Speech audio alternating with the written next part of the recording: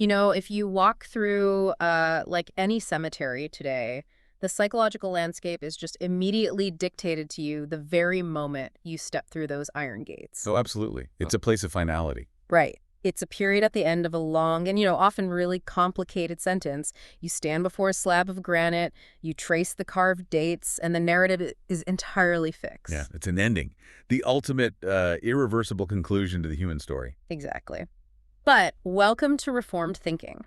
Today, we're taking you into an environment that completely inverts that expectation.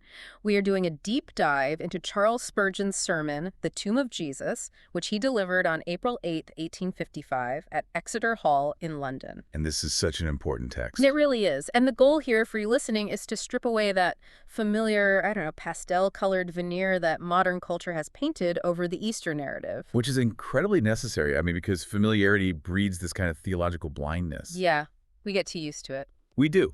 When you read a text like Matthew 28:6, come see the place where the Lord lay, it is far too easy to treat the empty tomb as just a mere transition point. Like a brief waiting room between Good Friday and Easter Sunday. Exactly.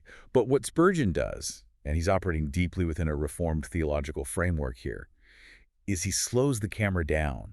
He forces us to look at the actual architecture of the grave. The physical detail. Yes, the specific placement of the linens, the scent of the air, and the legal implications of the surrounding stone. He proves that the grand doctrines of the Christian faith, things like imputed righteousness, penal substitution, and ultimate justification, they aren't just abstract ideas floating in the ether. Right, they were physically manifested in the dirt and rock outside Jerusalem. Yeah, exactly. Okay, let's unpack this. I want to set the scene for you real quick because the context of 1855 London adds such a heavy layer to this whole thing. Oh, the historical context is everything here. Right, because Spurgeon is barely 20 years old at this point, preaching to thousands of people at Exeter Hall. And this is a Victorian London that is, frankly, intimately acquainted with death. Because of the cholera epidemics. Yes. The epidemics of the 1850s were devastating. I mean, mortality was a daily, visceral reality for these people. The streets quite literally smelled of decay. It was inescapable. So when Spurgeon invites his congregation to mentally walk into a graveyard, he is asking them to step into their greatest, most ever-present terror. Yet he starts this journey with a rather shocking rhetorical boundary. He does. He basically stands at the gate of the garden and tells a specific group of people to turn around and go home. Yeah, he issues this strict warning to the profane and the carnal. He says, away, you souls whose life is laughter, folly, and mirth. It's a very intense opening. Extremely. He demands that anyone who approaches this empty grave with a flippant or casual mindset just has to leave. He's reserving this intellectual and spiritual pilgrimage exclusively for the sanctified and the redeemed. Right. But I have to push back on that gatekeeping a bit. It feels remarkably counterintuitive to how we usually talk about the gospel. How do you mean? Well, the invitation of Christianity is broadly supposed to be, whosoever will may come. So why would Spurgeon deliberately block the entrance to the tomb? That's a fair question. I mean, if this is the site of the greatest victory in human history, shouldn't he be dragging the skeptics and the mockers by the collar to look at the empty slab? It feels like he's treating the tomb as this private country club for the already saved. It definitely looks that way on the surface. Yeah. But it's actually a really profound point about spiritual perception. Spurgeon understands a core tenet of Reformed epistemology here. Okay, break that down for us. Sure. So the idea is that without the illuminating work of the Holy Spirit, the natural mind cannot comprehend the things of God. Ah, I see. Right. So if you bring a mocking carnal mind into the tomb of Christ, they're just going to see a dark cave and some discarded laundry. They will completely miss the cosmic courtroom drama that just took place. Because they don't have the spiritual eyes to see it. Exactly. Spurgeon is demanding a reverence that matches the reality of the space. This is not some tourist attraction. This is the metaphysical epicenter of the universe. The resting place of the conqueror of death and hell. Yeah. And to enforce this reverence, he points us to the beings who are already inside the tomb, just waiting for us, the angels. The angel sitting at the head and the foot of the slab. And Spurgeon pulls a really fascinating detail from the Syriac translation of the New Testament here. This is one of my favorite parts of the sermon. Mine too, because in standard English translations, the angel says, "Come, see the place where the Lord lay." But the Syriac renders it, "Come, see the place where our Lord lay." And that one single pronoun does an incredible amount of theological heavy lifting. It radically reorients our understanding of the cosmic hierarchy, doesn't it? It really does. Because the inclusion of the word our places the angelic host and fragile, fallen humanity on the exact same footing before the grave. Which is wild to think about. It is. Think about the nature of angels in biblical theology. These are terrifying, unfallen beings of immense power. They don't experience grace or redemption in the way humans do. Right, because they never fell. The book of 1 Peter even says that angels long to look into the mysteries of human salvation. Because it's a completely alien concept to them. Exactly. They understand justice perfectly. Mhm. I mean, they watch the rebel angels fall and get 0 second chances. No grace for them. None. So watching their sovereign commander take on human flesh, submit himself to the humiliating limitations of a biological body, and then allow himself to be murdered by the very creatures he spoke into existence, it must have been absolutely staggering for them. Spurgeon imagines these bright cherubs stooping down to kiss the cold, rocky floor of the tomb, and not because they needed the bloodshed there. Right, but because their monarch became a captive to death for a moment. Their reverence is a stark rebuke to our apathy. Oh, that's good. If the unfallen cherubim, who have bathed in the unapproachable light of God's glory since the dawn of creation, can look at a bloody stone slab with such intense awe, how should we react? Especially since we are the ones whose eternal destiny is hung in the balance on that very slab. Exactly. Spurgeon is communicating to you, the listener, that you do not need to dread the darkness of this particular grave. Right, if the majestic angels of heaven are acting as the porters, happily unbarring the door and inviting you in, the terror of death has clearly been neutralized. And that neutralization extends to the physical senses too, which actually brings us back to the smell of the place. Yeah, we mentioned color-ridden Victorian London earlier. Right. When people in 1855 thought of a burial vault, they thought of noxious odors, pestilence, and that suffocating dampness of a crypt. I think most of us today still have that visceral aversion to the smell of a mausoleum. You just instinctively hold your breath. Sure, because decay produces a universally repulsive scent. It's a biological defense mechanism built into us to avoid disease. But Spurgeon insists that the physical atmosphere of Christ's tomb subverts biology entirely. Yes, because Christ was not left in Hades, and his body saw absolutely no corruption, the air in that tomb is perfectly pure. He calls Christ's body an alabaster vase which once held divinity. Such a vivid image. It is. And he claims that this body left a lingering perfume that outmatches the sweet gales of Ceylon or the winds from the groves of Araby. It's a beautiful, almost overwhelming sensory metaphor. The tomb basically smells like a conquered enemy. Yeah. And because the scent of corruption is entirely missing, the function of the room changes. Spurgeon stops calling it a tomb and starts calling it a withdrawing room for the soul. Now, we need to understand what that meant back then. The concept of a withdrawing room or a drawing room was the place in a large house where you retreated after a chaotic dinner. To find quiet. Exactly. To speak intimately, to rest. Now, connect this to the frantic, anxiety-inducing pace of modern life that you and I deal with today. You are constantly bombarded by the din of business. Yes, the pressure of a tormented brain. The sheer exhaustion of navigating a broken world. Spurgeon is offering you the empty tomb of Jesus as the ultimate metaphysical retreat. Because it's the one place on earth where nothing is currently dying. Oh, that's a profound way to put it. Think about that. Everywhere else, the clock is ticking.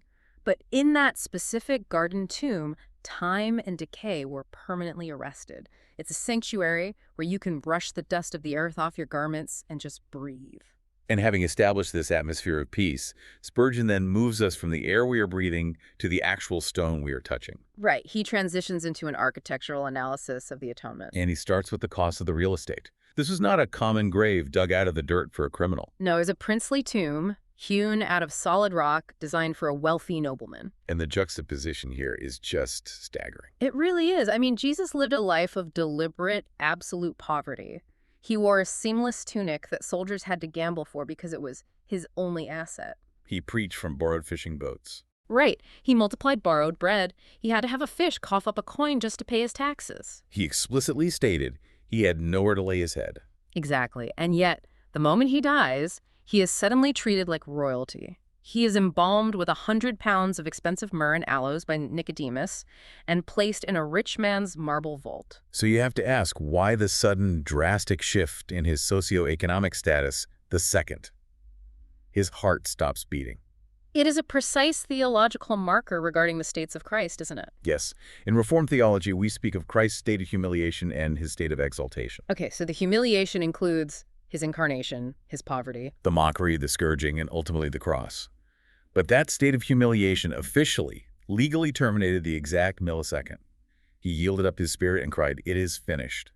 The work of penal substitution was complete. Completely finished. The infinite wrath of God against the sins of the elect had been fully absorbed and exhausted. So the Father steps in and essentially issues a cease and desist order to the universe. No more shall that body be disgraced. Precisely. The law is satisfied. Justice has been met. From that moment on, the exaltation begins. Wow. God the Father sovereignly orchestrates history so that the Son's physical resting place reflects the infinite honor he has just earned. The wealthy tomb is the very first physical receipt that the sacrifice was accepted. Here's where it gets really interesting, though. The detail that unlocks the entire sermon for me is the ownership of the tomb. Ah, yes.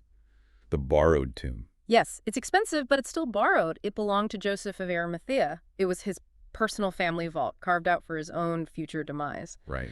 Now, assuming we understand the basic definition of imputed righteousness, where my sin goes to Christ's account and his perfection comes to mine, how does the physical reality of a borrowed grave uniquely visualize that legal transaction? It visualizes it by taking the abstract concept of imputation and grounding it in forensic reality. Okay, lay that out for us. Well, under the law of God, the wages of sin is death.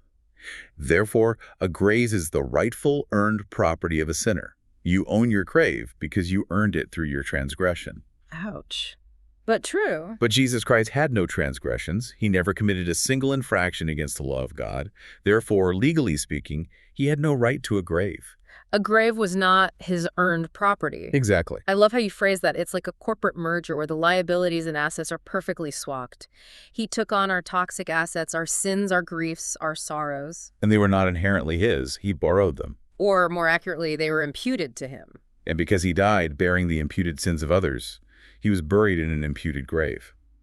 Spurgeon says, as they were others' sins, so he rested in another's grave. Man, his burial down to the deed of the rock it was carved into was entirely substitutionary. He is paying a debt he did not owe, dying a death he did not earn, and occupying a tomb that belonged to someone else. It is the doctrine of penal substitutionary atonement carved into first-century Judean limestone. And the crazy thing is, Joseph didn't actually lose out by lending it.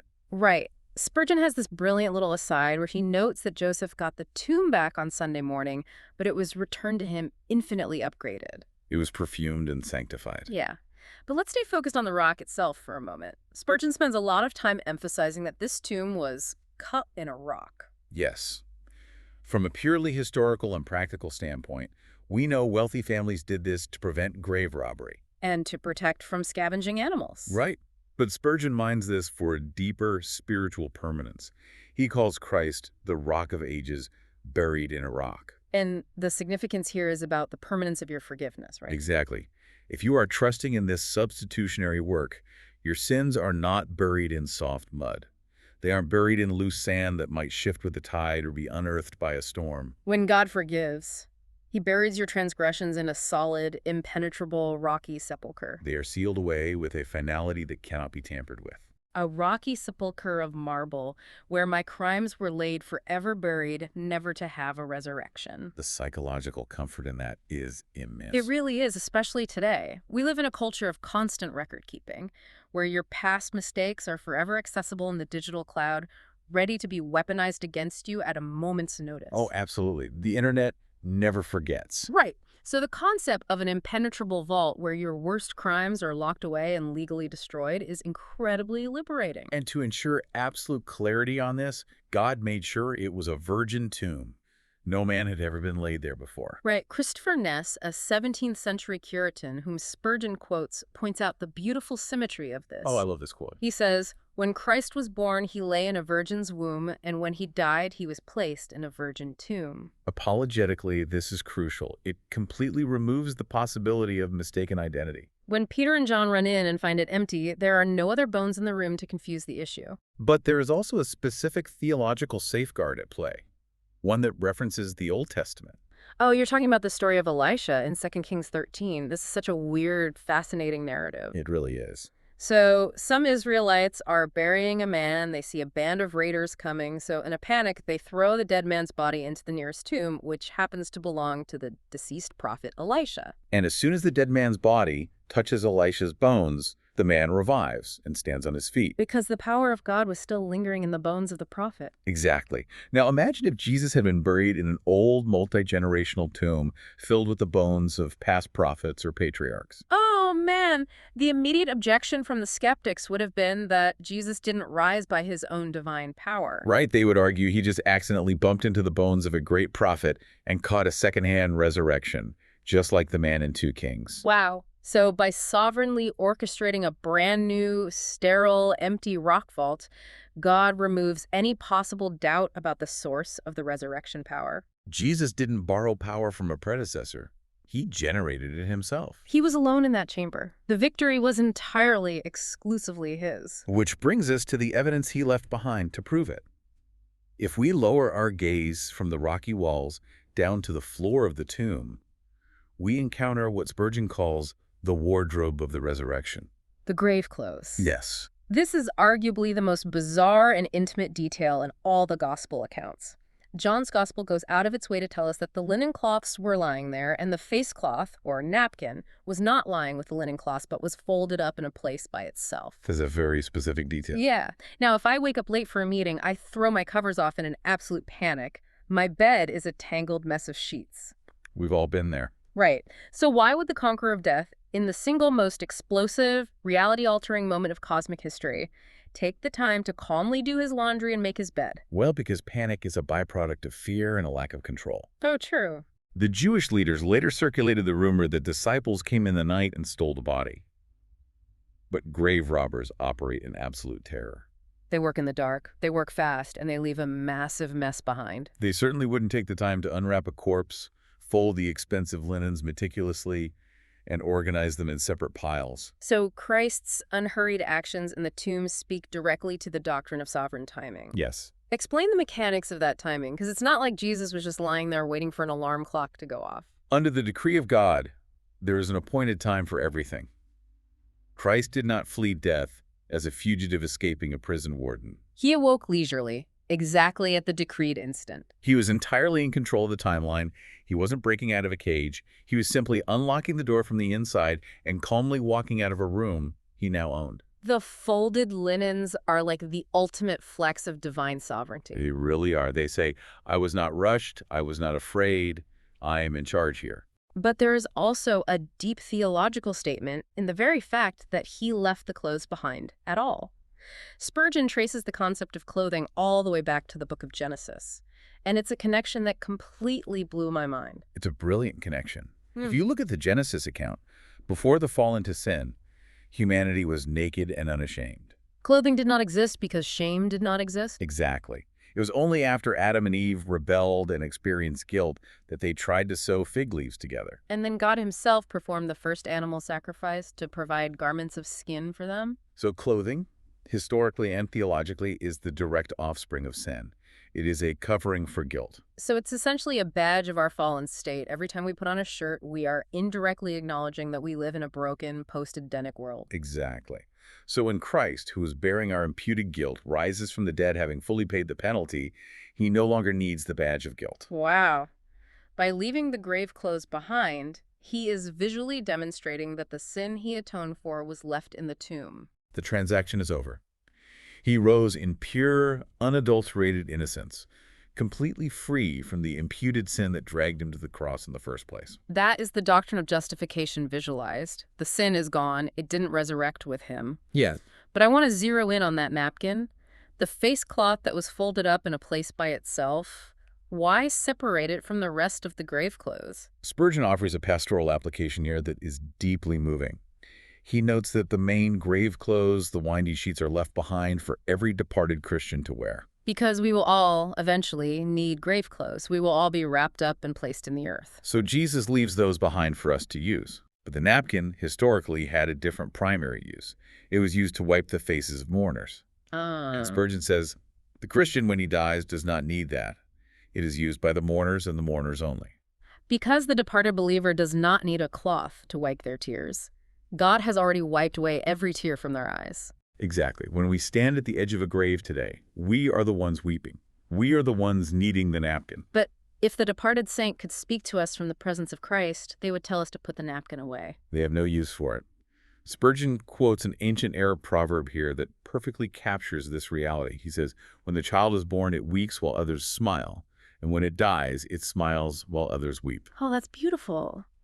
The unbeliever enters the world crying and leaves it screaming, but the believer leaves the world smiling into the face of God while we stand around the dirt weeping. The napkin is left folded in the tomb because the Christian will never, ever need to use it once they cross that threshold. It's astounding how much pastoral comfort Spurgeon manages to squeeze out of a piece of first-century linen. And this naturally brings us into the emotional landscape of the sermon. Yeah. Because understanding all this dense Reformed theology, the mechanics of imputation, the sovereignty of timing, the legal justification, it is never, ever meant to be a purely academic exercise. Right. If you can analyze the architecture of the atonement without your heart catching fire, you haven't actually understood it.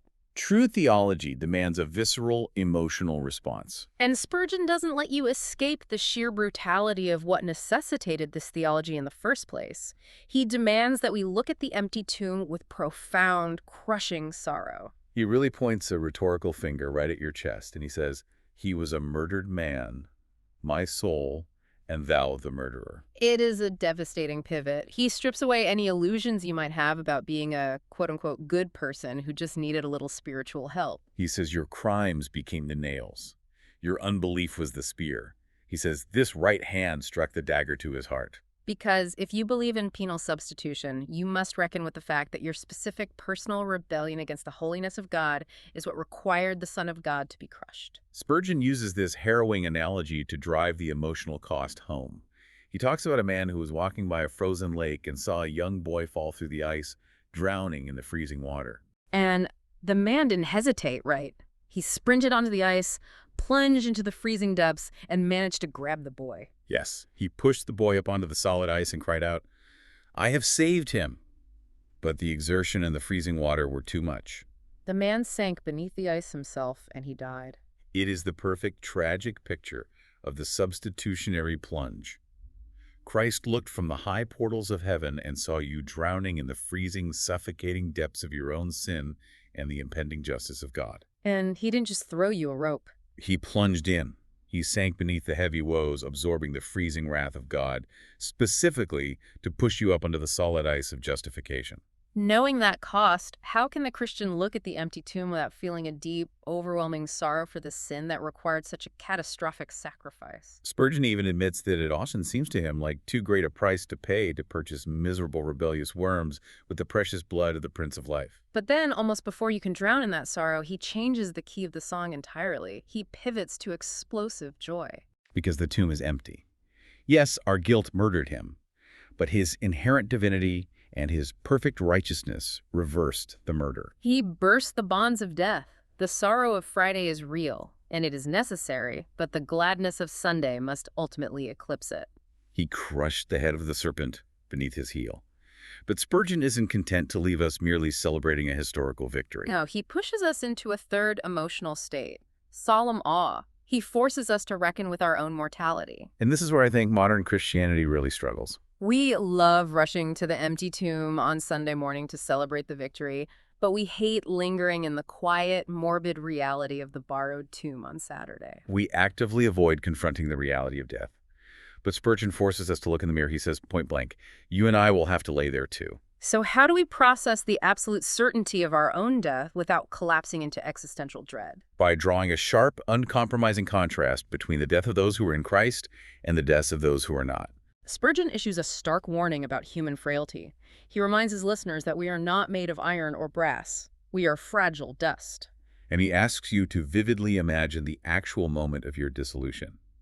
To make his point, he contrasts two incredibly different ways to die. He talks about the terrified, wicked man, and he's drawing on real historical examples here. He talks about a man who, in his final hours, paced the floor of his bedroom, shrieking in terror, "Oh God, I will not die, I will not die." The man refused to get into his bed because he had this irrational, panicked belief that as long as he could keep his feet moving on the floorboards, death couldn't legally take him. He expired in absolute torment. Because he was suddenly violently aware that he was about to face the unmitigated justice of a holy God without a substitute. When the veil thins, the reality of unatoned sin becomes terrifyingly heavy. Spurgeon lists other historical examples of this panic. He mentions Queen Elizabeth supposedly crying out on her deathbed that she would give an entire empire for a single hour of life. He also talks about a wealthy gentleman on a sinking ship offering a fortune to anyone who could save him. Which is a very specific historical reference. Yeah, he's referring to the sinking of the SS Arctic. And this is a brilliant, terrifying reference because that shipwreck happened in late 1854, just months before Spurgeon preached this sermon. It was incredibly fresh in everyone's minds. Hundreds died in the freezing Atlantic. The rich and powerful were suddenly reduced to begging and bribing for a spot on a lifeboat, shouting out offers of 30,000 pounds. Skin for skin. Yea, all that a man hath will he give for his life. Spurgeon is warning the listeners who waste their lives on superficial things that one day those wasted hours will rise up like ghosts, shaking their snaky hair in their eyes. It is horrifying imagery. It is meant to terrify you. It is meant to violently strip away the modern illusion that your wealth, your fitness routine, your influence, or your sheer willpower can negotiate with the Grim Reaper. Death cannot be bribed. Exactly. But having painted the sheer terror of dying without Christ, he contrasts it with the breathtaking peace of a Christian's death. One gentle sigh and the spirit breaks away. That's all it is. For the believer, death is not a violent ripping away of life. It is a gentle transition. Spurgeon says, we can scarcely say he is gone before the ransomed spirit takes its mansion near the throne. Because of what happened in the architecture of Christ's tomb, the stinger of death has been entirely surgically removed for the believer. It might buzz around you, it might frighten you, but it cannot inject you with the venom of eternal death. Beautifully put. All right, as we near the final stretch of this deep dive, we need to synthesize all of these physical observations and emotional responses. Spurgeon distills this entire journey into three monumental pillars of Christian doctrine. These are doctrines we learn directly from the dust and the stone of the grave. Okay, let's hit them. What's the first? The first pillar standing by the empty tomb is the absolute divinity of Christ. We touched on this earlier with the Elisha comparison, but it bears repeating. Every other person who has ever been raised from the dead Lazarus, the widow's son, the saints in Jerusalem, they all rose by imparted power. Yes, power was injected into them from an outside source. Christ alone rose by his inherent power. He could not slumber in the grave because he was God. Death had no legal or physical dominion over him. And this is the bedrock of the believer's assurance. If you ever doubt whether the Savior you trust is truly capable of holding you through the trials of life and the dissolution of your body, look to the mechanics of the resurrection. He didn't just survive death, he conquered it by the sheer force of his divine nature. Exactly. Now, if we connect this to the bigger picture, the second pillar is the full discharge of debt. Which gets to the very legal heart of justification. Spurgeon uses an analogy here that I want to dissect because it is brilliant. He talks about the angel rolling away the stone, and he calls that angel a heavenly turnkey. Now, to understand this, you have to understand 19th century debtors' prisons. Right. In Victorian England, if you owed a massive debt, you were thrown into a prison like the Marshalsea. You were not allowed to leave until the debt was paid in full. The turnkey was the jailer. He held the keys, and he was the legal representative of the court. He decided when a prisoner was legally cleared to walk out the door. So, applying this legal framework to the atonement, if I owe a debt of 10,000 pounds to eternal justice and someone steps in to pay it, they have to pay all 10,000. Right. If they pay 9,999 pounds, you are still legally bound to the prison. The turnkey will not let you out. That is the precise logic Spurgeon is using. He argues that if Jesus had not paid the debt of the elect in full, if even a fraction of a single sin's penalty remained unpaid, that heavenly turnkey would never have rolled the stone away. The angel would have stood at the door and said, "No, you took the sins of the elect upon your shoulders, and I am the officer of God's justice. I will not let you go free until you have paid the uttermost farthing. But the angel did roll the stone away, which means the stone rolling away wasn't actually to let Jesus out. He was already alive and glorified. Yes. The stone was rolled away to let the witnesses in and to serve as the official cosmic stamp of legal discharge. The open door to the tomb is the court publishing your acquittal. As Spurgeon says, it is your receipted bill. My Jesus' blood's my full discharge. If you are in Christ, there is not a single sin written against you in God's eternal ledger. Every debt is receipted, stamped in blood, and canceled by the resurrection. It means there is no lingering condemnation. None. It is the most liberating thought a human mind can entertain. Which brings us to the third and final doctrinal pillar, the resurrection of the body. Because the head rose, the body must follow. And Spurgeon leans into the grotesque reality of physical death here in a way that most modern preachers would avoid entirely. He gives a visceral, almost scientific description of bodily decomposition to force the issue. He acknowledges that the human body become a carnival for worms, eaten by tiny cannibals. Yikes. He talks about how our constituent atoms will be absorbed by plants, eaten by animals, and scattered to the four winds across the globe. He is taking the philosophical objections of his day. How can God resurrect a body that has been digested by a shark and then scattered across the ocean, and facing them head on? He pushes the doctrine to its absolute chaotic extreme. He says, "Let the beast devour me. Let fire turn this body into gas and vapor. Let my atoms be scattered to the stars. It fundamentally does not matter." Because at the blast of the archangel's trumpet, by the sovereign, organizing power of God, every single separate atom of that body shall hear the command and find its fellow. The bone will creep to its bone. It's an evocative echo of Ezekiel's valley of dry bones. God is not intimidated by the dispersion of matter. The promise is that it will be the same actual body starting up from the grave, but it will be glorified, purified, and made like Christ's body. And this leads to my favorite metaphor in the entire sermon. Having established all this theology, he fundamentally redefines what a grave actually is for a Christian. He doesn't call it a hole in the ground. No, he calls it a bath. The bath in which the Christian puts the clothes of his body to have them washed and cleansed. He also calls it a waiting room where we robe ourselves for immortality. It completely short-circuits how you view a cemetery. It's not a site of permanent decay. It's a dressing room where the garments of the flesh are purified for eternity. So what does this all mean for you, the listener, tomorrow morning? How does an 1855 deep dive into a first-century tomb change how you operate in your life this week? Well, Spurgeon turns his pastoral attention at the very end to the timid believers. The people who struggle constantly with doubt, with anxiety, who feel incredibly weak in their faith. He specifically calls out characters from John Bunyan's Pilgrim's Progress. He mentions ready to halt, poor fearing, Mrs. Despondency, and much afraid. These are the believers who always feel like they are one mistake away from ruin, who constantly doubt their own salvation. And Spurgeon tells them to go off into the grave and build a tabernacle there. Why is the empty tomb the perfect medicine for the timid? Tell us. Because of the historical reality of who actually put Jesus in the tomb. It was fear and timidity that buried Christ in the first place. Think about it.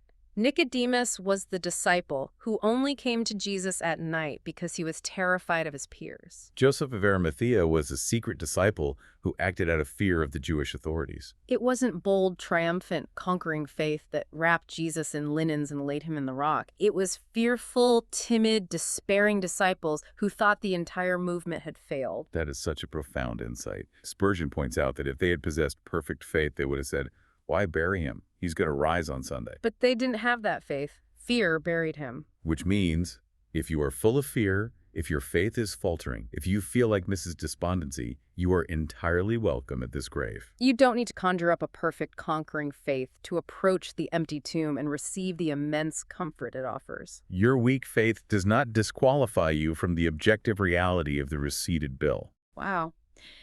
Which leaves us with one final, provocative thought to consider. And I want to shift the paradigm here a bit. Please do. We talked earlier about how the modern church often rushes past the Saturday of the borrowed tomb to get to the Sunday of the empty tomb. We love the victory, but we avoid the mourning. Right. But what if our modern inability to sit in the quiet, fragrant dark of the tomb is exactly why our contemporary faith often feels so fragile? Because when you bypass the reality of the borrowed tomb, when you refuse to reckon with the horrifying weight of your imputed sin and the reality of your own inevitable physical death, The resurrection becomes just a happy, abstract metaphor instead of a necessary legal rescue. Precisely. If we don't feel the absolute finality of the rock being rolled shut, the stone being rolled away loses its cosmic shock value. We end up with a shallow faith because we refuse to examine the depth of the grave we were rescued from. If you want a faith that can withstand the cholera epidemics, the shipwrecks, and the personal tragedies of life, you have to spend time in the garden looking at the folded linens and the solid rock. You have to understand the mechanics of your justification before you can truly celebrate it. And when you face your own moments of deepest loss, isolation, or the reality of your own mortality, remember that the most devastating sight in human history, a grave holding the murdered Son of God, was actually the birthplace of your eternal acquittal. What other tombs in your life might God be using right now, not as places of decay, but as waiting rooms for your deliverance? That changes everything about how we approach our faith and how we view our lowest moments. Thank you so much for joining us on this deep dive into the source material today. We hope this exploration of Spurgeon's timeless words has challenged your perspective, comforted your fears, and given you a robust theological lens through which to view both the empty tomb and your own life. Keep thinking deeply and remember that because of the barred tomb, your own grave is never a period. It is only a comma. We'll see you next time.